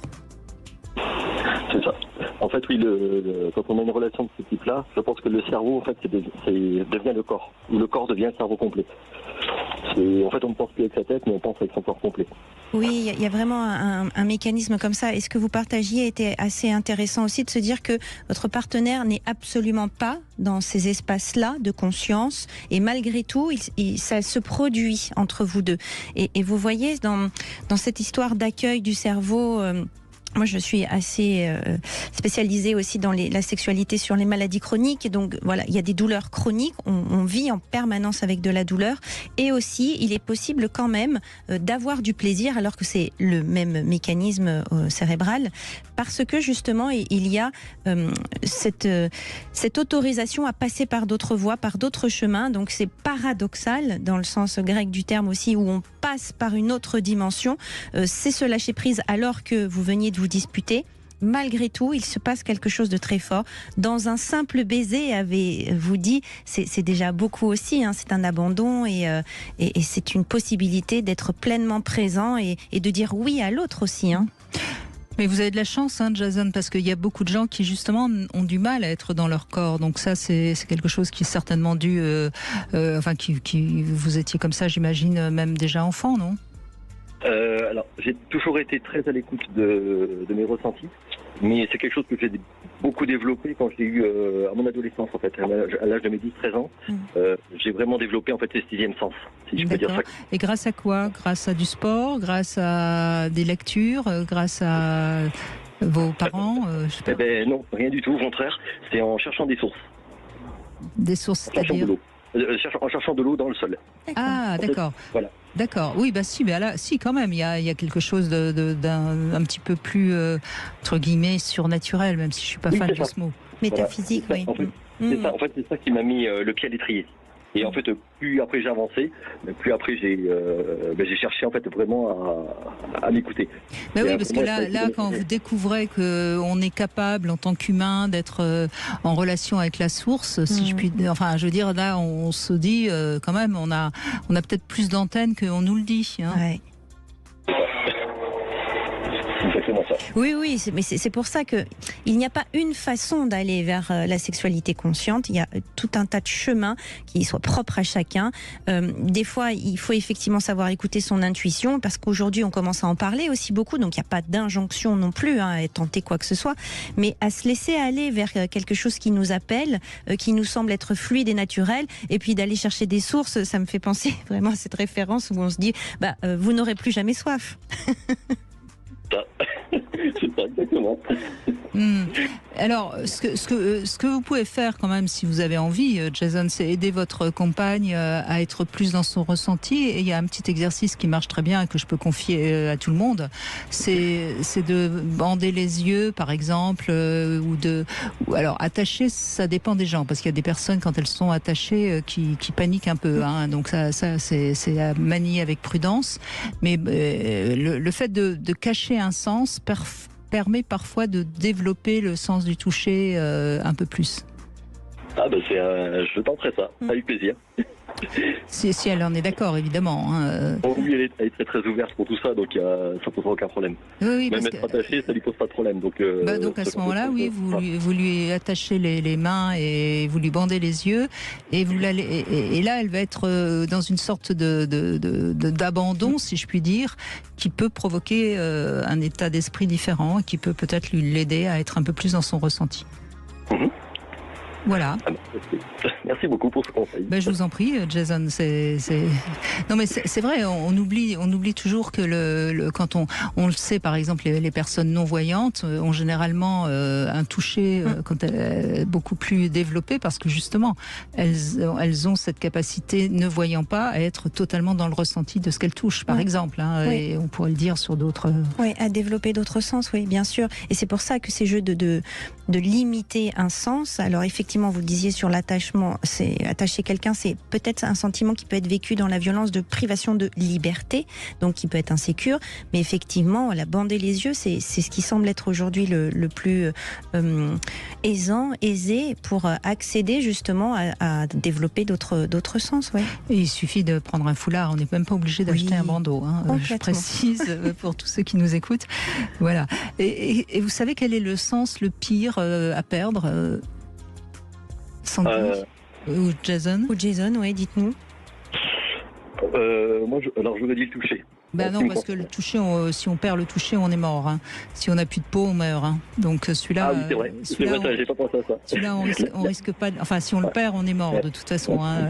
On le sait avec les très très grands brûlés, malheureusement. Non, ça peut pas être le toucher. Donc il nous vous en reste 4, Jason. Alors? Alors la vue et l'ouïe, c'est pas ça qui m'inquiète le plus. Alors je dirais peut-être plus l'ouïe, mais la vue ça me fait pas peur. Ouais, vous avez raison, c'est l'ouïe. Ouais, Il paraît que quand on perd l'ouïe, le fait de se retrouver dans le monde du silence, il paraît que c'est totalement effrayant. Ouais, c'est les neuropsychiatres qui disent ça. C'est pas, j'invente pas ça comme ça par hasard. Merci beaucoup Jason. On va se quitter un court instant. On se retrouve pour le Love Conseil. On se retrouve avec vos témoignages bien sûr au 0826 300 300. À tout de suite. Brigitte Lahaie, Sud Radio, le Love Conseil. Alors, Sandy Boulanger, je pense que vous allez être d'accord avec ce Love Conseil. Ça s'appelle une demande SMART. Alors, qu'est-ce que ça veut dire SMART? C'est un acronyme, et je vais vous expliquer évidemment de quoi il s'agit. Mais c'est vrai qu'on a souvent du mal à demander quelque chose à son partenaire, et c'est dommage parce que ce dernier ne peut pas tout deviner, et c'est mieux de demander. Mais souvent, beaucoup de personnes font des demandes, mais elles sont pas très claires, donc forcément le partenaire c'est pareil, il comprend pas vraiment ou il entend pas, enfin bref. Et donc il faut qu'une demande soit formulée très bien, très explicitement, et donc voilà ce que c'est qu'une demande SMART. Alors, S comme spécifique, c'est-à-dire uniquement des faits. On ne va pas demander quelque chose de complexe. On va demander, par exemple, pour revenir je sais pas moi, on va demander un bijou. On va essayer de prendre quelque chose de très concret pour que tout le monde comprenne bien. Donc, on demande un collier, par exemple. Bon, donc S comme spécifique. Ensuite, M comme mesurable. Donc, on va demander un collier, mais un collier, ça peut être un ras du cou, comme ça peut être un truc très très long. Donc déjà là, on va demander un collier en précisant bien quel genre de collier on a envie. A comme atteignable, ça dépend un peu des moyens quand même de la personne à qui on le demande. Donc il me semble que c'est important aussi de respecter ça. Ensuite R comme réaliste, c'est-à-dire en lien avec la réalité du couple. Donc on va pas demander ça à un partenaire qu'on a rencontré pour la première fois le lendemain matin. Chérie, tu m'offres un collier, sinon on va passer pour une pute. Et L comme limité, et ça c'est aussi pourquoi c'est SMART, pardon, non c'est T, pardon. T comme limité, je m'y retrouve, excusez-moi, comme limité dans le temps. Parce que si vous demandez un collier qui vous est offert 5 ans après, vous aurez quand même l'impression que votre demande n'aura pas été respectée. Donc c'est bien aussi de préciser. Alors après, évidemment, mon exemple, il est un petit peu trop concret, on est bien d'accord. Mais voyez, l'importance de quand on demande quelque chose à son partenaire, ou que ce soit un objet ou une demande de quelque chose, il faut vraiment que la demande soit claire, parce que sinon on passe à côté et ça crée bien des malentendus dans le couple. Oui, pas souvent, on n'a pas la même façon de communiquer, donc c'est un outil vraiment très sympa, SMART, en plus ça veut dire intelligent en anglais, donc on s'en souvient facilement, et puis ça permet d'avoir des mêmes modes de communication. C'est peut-être pas très glamour comme ça, mais en fait au moins c'est très clair. Exactement.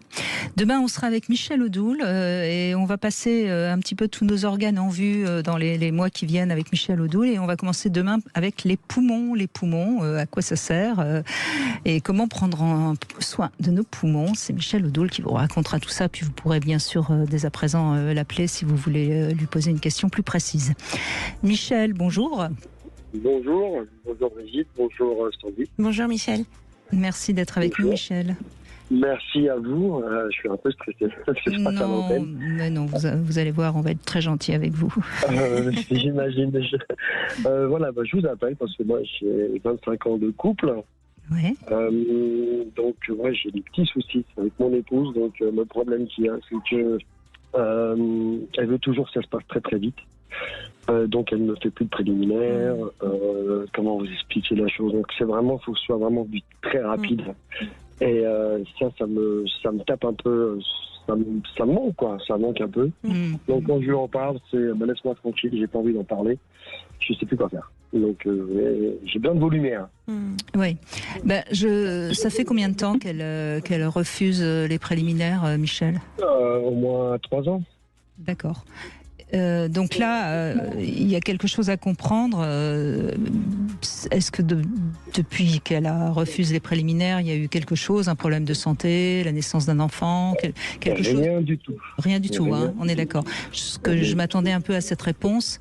Là, c'est une manière quelque part d'échapper à la sexualité, justement en pleine conscience. C'est une manière quelque part d'accomplir rapidement son devoir conjugal. C'est ça. Mais moi, ce qui me choque le plus, c'est que je lui ai offert pour notre anniversaire de mariage des petits dessous assez sympas. C'est un peu olé olé, quoi. Et elle m'a dit, je ne suis pas une pute pour mettre ça. Oui, parce qu'elle n'est pas à cet endroit-là, Michel. C'est que là, du coup, il y a quelque chose où, dans l'évolution de votre sexualité, vous n'êtes plus raccord.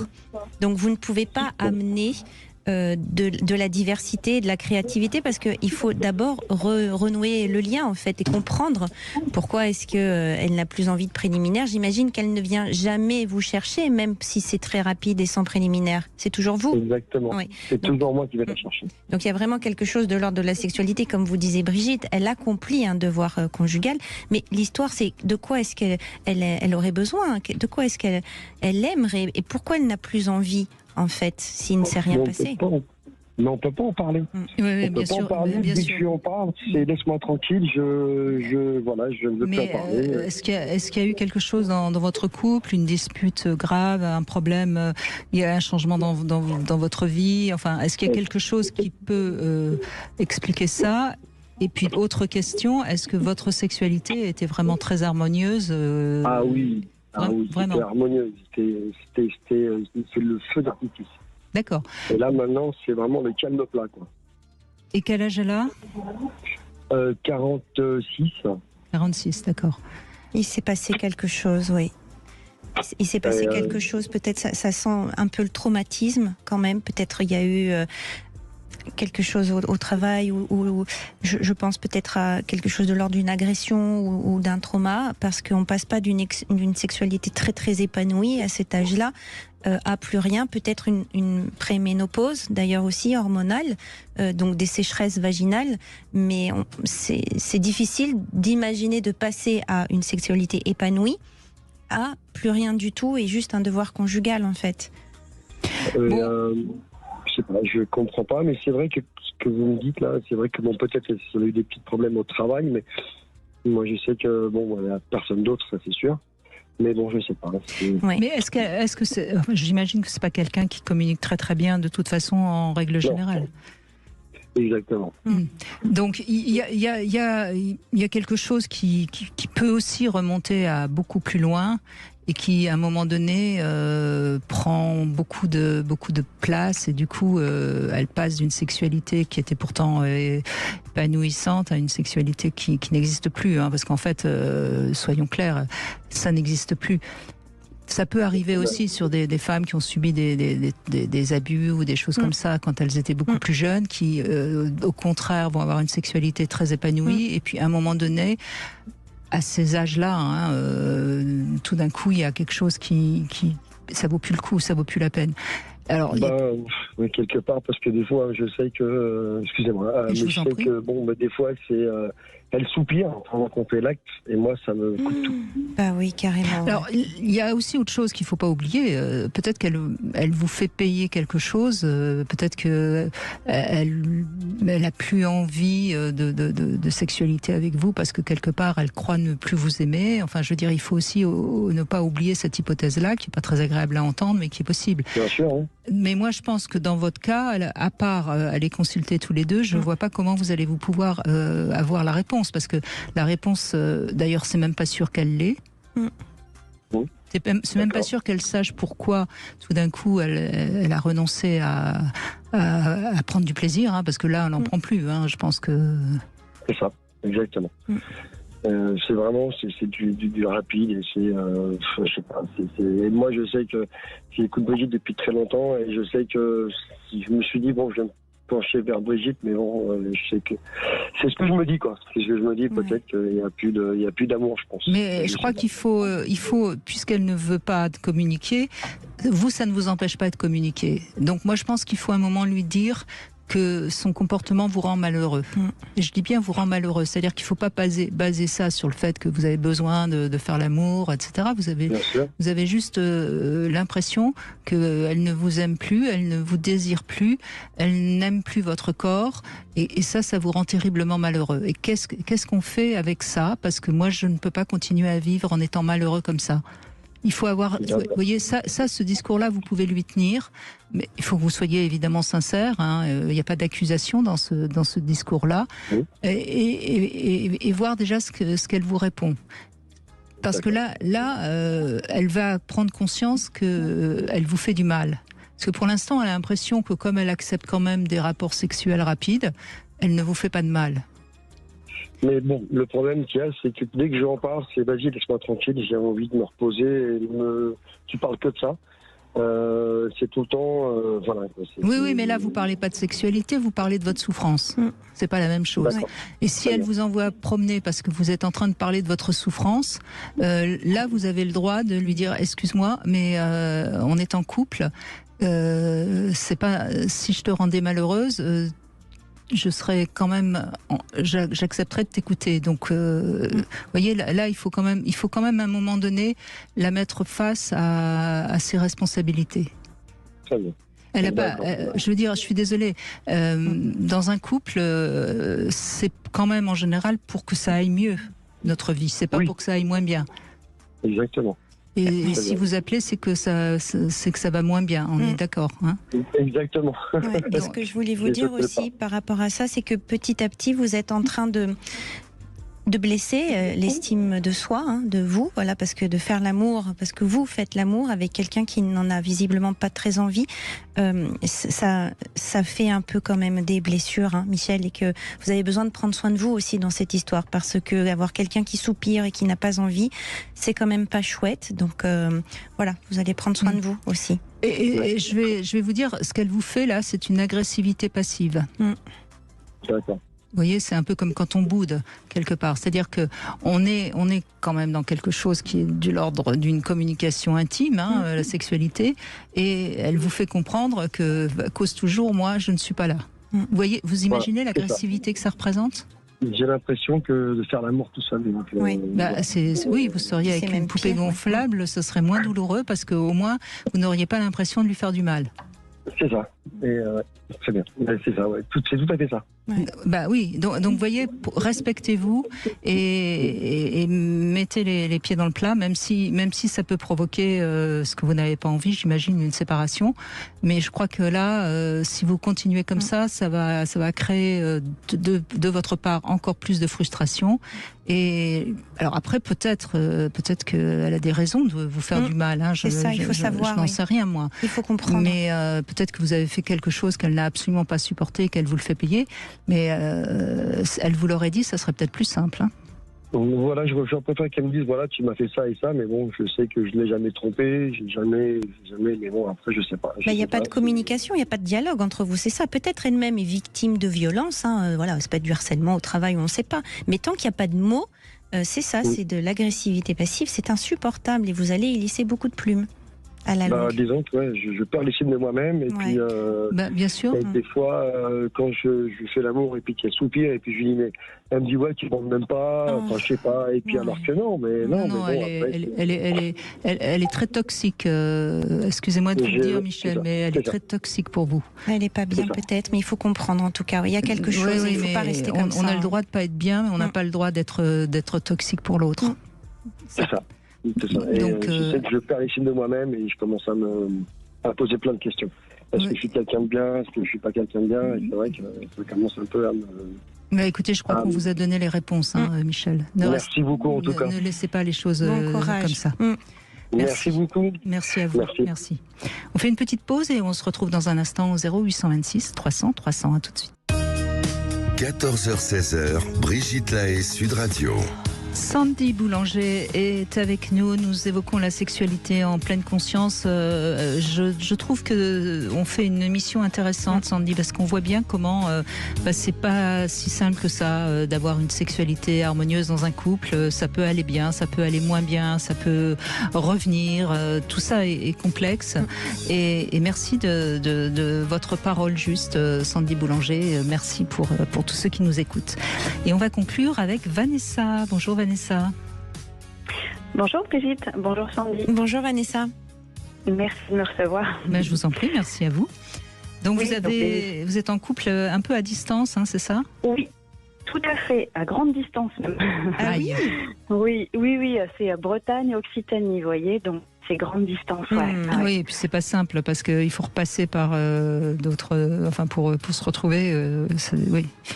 Il n'y a pas de ligne directe. Ça demande beaucoup d'énergie, autant énergie physique que de l'argent, que du temps à se dégager, etc. Quoi. Ouais. Et puis c'est pas les mêmes cultures, hein. Ça encore. Oui. Ça encore, non, ça va, parce qu'on reste en France, hein. On est français, donc j'ai été mariée avec un Américain, donc là c'était différent. Mais et en fait, on s'est connus il y a 20 ans en région parisienne, donc on a quand même on se connaît, quoi. Et vous vous êtes retrouvés donc il y a... Et on s'est... Ouais, c'est ça. On s'est retrouvés il y a quelques années, exactement. Donc là, on est ensemble depuis 2 ans, officiellement. Et vous voyez à quel rythme? Alors, on essaye de se voir à peu près tous les 2 mois, à raison de 1 semaine à 10 jours tous les 2 mois. Voilà. Et c'est pas toujours facile du coup, parce que déjà, il y a un temps de réajustement, vous voyez, même si on discute tous les jours, hein. On se téléphone, on fait des petites vidéos, etc. pour entretenir un petit peu aussi le désir, hein, voilà. Mais il y a toujours un petit réajustement du coup, même juste en plus de sa part, parce que en gros, faut pas trop de contact pendant, vous voyez, 24 heures à peu près. Et hop, on arrive à se réajuster un peu comme ça. Ah oui, comme s'il est resté longtemps seul et que tout d'un coup, il faut qu'il se réadapte à la vie à 2. C'est ça? Exactement, okay. ouais. Donc c'est un grand indépendant sans doute. Ah oui, tout à fait. Et du coup, on est, nous, très différents parce que lui a été justement dans des relations, c'est un grand célibataire en fait, hein, qui a été justement dans des relations courtes et souvent à distance d'ailleurs. Et moi, qui a été totalement différente, à avoir plutôt des relations un peu longues, 5 ans, 11 ans, à vivre en plus avec la personne, donc totalement différente. Et pour vous faire plaisir, Brigitte, parce que j'adore l'astrologie, du coup, en plus, on est très, vous voyez, astrologiquement, on est par exemple très différents. On a des Vénus en carré. Par contre, on est hyper dans la communication, mais avec des Mercure en opposition. Et on se retrouve, nous, on a Mars en opposition, coup, on arrive à être complémentaires. En carré, c'est de toute façon toujours compliqué. Mais en même temps, si on dépasse le carré, c'est initiatique. Hein. C'est le cercle. Et du coup, je le sais en plus, vous voyez. Donc voilà. Quand j'ai regardé du coup son thème dès le départ, j'ai dit alors ça va être difficile. Juste ça va être plus cool. Pour mon information personnelle, parce que je pense que ça ne parlera pas aux autres, mais vous avez Vénus en quoi et lui aussi en quoi? Alors, moi, je suis Sagittaire. J'ai une Vénus, j'ai une Vénus en Capricorne, donc relation longue. Hein. J'ai un Mercure en Scorpion. Oui, mais lui, sa Vénus, elle est en quoi? Alors, sa Vénus est en Bélier. D'accord. Ah, ça va donc, encore. Ça va. Ça va. Bélier, Capricorne, c'est pas évident. Hein. Oui, non, c'est pas évident, mais ça peut provoquer de l'excitation parce que lui, il veut vous rentrer dedans vite et fort. Vous êtes quand même toujours avec une carapace, mais ça peut. Non, je pense que sur un plan initiatique, ça peut être très intéressant pour vous. C'est pas complètement. Enfin, pour moi, hein, encore une fois, je fais mon astrologue pendant 3 minutes. Excusez-moi, mais c'est vrai que c'est ma passion. Hyper intéressant. Non, sincèrement, c'est pas inintéressant. D'autant que vous êtes Sagittaire, donc vous avez quand même beaucoup de feu, et donc sa Vénus en Bélier vous fait pas peur. C'est ça. Ouais, c'est ça. Ouais. Et du coup, moi, j'ai une Vénus en Capricorne et lui est Taureau. Donc, du coup, on a Voilà, des Vénus. donc, vous voyez, ça se retrouve, on arrive à se compléter sur des Vénus Soleil et exactement. Du coup, on arrive à se retrouver et on a des lunes en Trigone, vous voyez. Donc, ah bah alors. Donc, voilà, qui sont très feu, d'ailleurs. Donc, des fois, ça pète. Mais on arrive à se retrouver. Ouais, on a des points de discorde, mais on a des points où on arrive à vraiment bien se retrouver et tout, quoi. Voilà. Donc, par contre, moi, c'est quelqu'un avec qui cette personne-là, j'ai moins de sexualité qu'avec mes autres partenaires. Par contre, je me retrouve, c'est avec lui que je communique le plus. Et ça marche beaucoup, notre relation sur la com. Ouais. Mais écoutez, ça marche comme ça. Peut-être que si vous étiez plus proche, ça marcherait moins bien. Après tout. C'est un équilibre, complètement. Et puis, vous savez, la sexualité, c'est une forme de communication.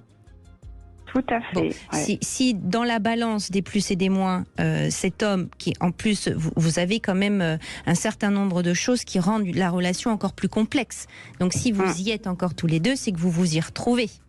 On s'y retrouve, tout à fait. Ouais. Après, sur le long terme, ça demandera peut-être des petits ajustements quand même. Et ça, c'est voilà. Mais c'est pas forcément parce que vous vivriez ensemble que ça marcherait. En revanche, je pense que vous avez besoin d'espace quand même. Oui, je pense que ce serait on a des modes de vie déjà complètement différents. Donc, je pense que une vie quotidienne serait complexe, compliquée, quoi. Ouais.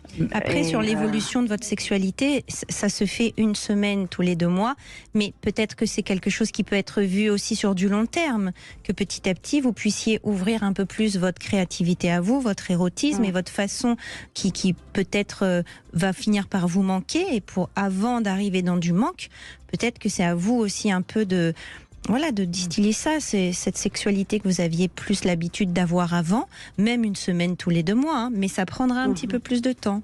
Mais à mon avis, ce qui peut, à un moment donné, vous gêner, parce que bon, c'est vous qui témoignez, donc c'est vous que j'ai envie de conseiller, c'est son côté peut-être un peu, je ne vais pas dire étriqué, mais un peu trop... parce que les taureaux sont souvent des gens un peu qui aiment bien... rigides, pas forcément, mais en tout cas qui aiment bien leur confort. Leur petit confort, exactement, quoi. Il est sûr. Vous avez besoin d'aventure, vous êtes un Sagittaire, vous avez besoin. Ah oui, mais il a sa lune en Sagittaire, donc du coup on se rejoint bien, vous voyez. D'accord.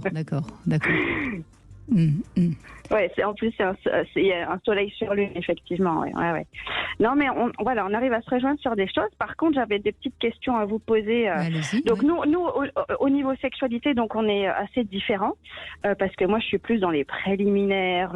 J'aime bien en fait faire prolonger. Alors, non, mais lui, voilà, c'est une Vénus bélier, quoi. Donc c'est voilà. Exact. Et du coup, alors on parle beaucoup, mais au niveau sexualité, il n'a pas envie d'en parler en fait. On voit qu'il est un peu étriqué dans son truc. Par contre, il fait des efforts parce que, vous voyez, je lui ai parlé de stage. J'aimerais bien faire un stage tantra et tout en couple. Donc ça, il m'a dit OK, pourquoi pas. Donc on arrive à trouver des terrains d'entente pour ça. On parle de tantra vendredi, d'ailleurs, je précise. Ah, très bien, super, voilà. Avec plaisir. Après, c'est chouette. Effectivement, il le fait pour vous. Alors, ça dépend aussi de... C'est pas sûr qu'ils vivent très très bien le stage, mais c'est bien d'essayer et c'est bien effectivement de petit à petit amener vous une forme de sexualité qui vous va bien aussi, mais petit à petit. Vous voyez, parce que vous avez basé votre complicité sensuelle et érotique sur du dialogue. Sur de l'intellect. Quand il arrive, vous avez bien compris, vous lui foutez tranquille 24 heures qui s'adapte à vous. Et après, effectivement, il y a du contact, il y a du physique. Bon, ok, dans ce physique, petit à petit, il faut que vous puissiez vous aussi amener qui vous êtes. Parce que là, ça fait 2 ans, ok, donc vous respirez, vous prenez sur vous, mais il y a un moment où peut-être vous allez sentir une frustration parce que vous avez vécu des choses charnelles avant et que c'est difficile de renoncer à ça, même si on a une complicité intellectuelle. Mais quelle question vous voudriez poser, Vanessa ? Alors les questions, c'était comment l'amener justement à des préliminaires de sexualité plus longue, plus langoureuse, Pas qu'une Vénus bélier, quoi. Hein. Comment faire, en fait, pour l'amener à plus de sexualité, de sensualité, il faut l'aider à développer son toucher, justement, déjà, d'être touché, de vous toucher. Alors ça, on le fait parce on est en plus, on magnétise tous les deux. Donc mais il a quand même des réticences, quoi. Donc j'essaye petit à petit, sans trop le brusquer, de faire des choses, mais c'est un peu tabou, quoi. Hein. Il y a des choses un peu tabou quand même. Vous voyez, il y a beaucoup de contradictions dans sa personnalité pour ça. Peut-être qu'il faut à ce moment-là, moi je sais quoi qu'il en soit, on sait que les hommes aiment bien les notions de performance, les notions très concrètes. Peut-être que vous pouvez lui dire, écoute, là aujourd'hui on va faire l'amour le temps de telle chanson, de tel morceau de classique plutôt, je préfère toujours mettre de nuit, ou alors lui acheter un anneau vibrant, enfin pas forcément vibrant mais compteur, enfin vous voyez, essayez de lui poser des petits défis si vous avez arrivé à communiquer pour que ce soit quelque chose qui soit plus sous forme de jeu et non pas une demande d'une sexualité qui vous conviendrait mieux, vous voyez. Il n'en veut pas, même moi si j'en utilise, lui c'est toute seule et il n'en veut pas au niveau sexualité. Bah écoutez, je crois que vous êtes assez lucide sur cette relation qui va durer le temps qu'elle peut durer. Hein. C'est vous qui êtes quand même très l'initiatrice, j'allais même dire la dominatrice dans cette histoire. À un moment donné, vous allez peut-être vous épuiser et je crains malheureusement que ce soit un peu ce qui risque d'arriver. Mais bon, pour l'instant, tant que vous avez l'espoir fait vivre, comme on dit. Hein. Donc, va continuer et puis vous verrez bien si ça suit un peu ou pas. Merci beaucoup Vanessa en tout cas. Merci Sandy Boulanger, pardon. Merci à vous. On va faire une petite, on va donner, c'est le début de la semaine. Hein. On va donner la parole à Alexandre Delovan pour l'émission À votre écoute. Et puis nous demain, on se retrouve avec Michel Odoul.